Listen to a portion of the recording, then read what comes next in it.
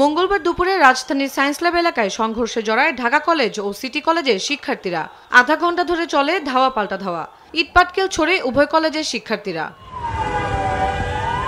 ঢাকা কলেজের শিক্ষার্থীদের দাবি, বাসে যাতায়াতের সময় সিটি কলেজের শিক্ষার্থীরা তাদের কলেজের ইন্টারমিডিয়েট পড়ুয়া এক শিক্ষার্থীর সঙ্গে বাকবিতণ্ডায় জড়ায়। পরে ঘটনাটি কলেজ দুটির ফেসবুক গ্রুপের মাধ্যমে ছড়িয়ে পড়লে উত্তেজনা তৈরি হয়।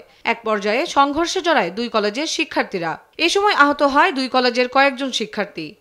আমার রিক্সা যখন ঢাকা কলেজ পর্যন্ত এসে পৌঁছায় তখন আমি ওখানে একা ছিলাম, রিক্সায় আসছিলাম, এবং ওখানে ওদের 40-50 জন শিক্ষার্থী আমাকে আটকায় ওরা আমাকে বেধর মারধর করতে থাকে। কিছু বখাটে ছেলে মেয়ে, যেটা আমাদের সিটি কলেজেও আছে, এদের জন্য প্রতিবার এই ঝামেলা লাগে। একটা স্টুডেন্টকে কি এভাবে মারতে পারে? বাসগুলো চেক করে করে মারে।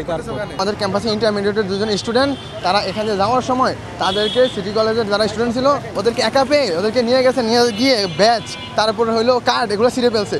পরে আইন শৃঙ্খলা রক্ষাকারী বাহিনীর সদস্যরা ঘটনাস্থলে এসে পরিস্থিতি নিয়ন্ত্রণে আনে। সোশ্যাল মিডিয়াতে তাদের লেখালেখি কেন্দ্র করেই ঝগড়াটা গতকালকে রাতে যেটা ফেসবুকে ছিল, এটা আজকে বাস্তবের সামনে চলে এসেছে। এটাই যে দুই পক্ষর ধাওয়া পাল্টাতে হয়েছে, ওই সময় তো 2-4 জন ইটের আঘাতে কিছুটা আহত হতে পারে, সিরিয়াস কোনো আহত হয়নি। এরপর শিক্ষার্থীরা আবারও জড়ো হওয়ার চেষ্টা করলে পুলিশ তাদের সরিয়ে দেয়। আমরা পুলিশ তাৎক্ষণিকভাবে দুই পক্ষকে আইসোলেটেড করার চেষ্টা করে সিটি কলেজের বাচ্চাদেরকে সিটি কলেজের দিকে আমরা নিয়ে গিয়েছি এবং ঢাকা কলেজের বাচ্চাদেরকে এদিকে নিয়ে এসেছি। তো দুই পক্ষের ভিতরে যখন দুই দিকে নিয়ে গেছি, পরিস্থিতি শান্ত হয়ে গেছে। সংঘর্ষের কারণে মিরপুর সড়কে আধা ঘন্টা যান চলাচল বন্ধ ছিল। তন্দ্রা তারণ্য, দেশ টিভি, ঢাকা।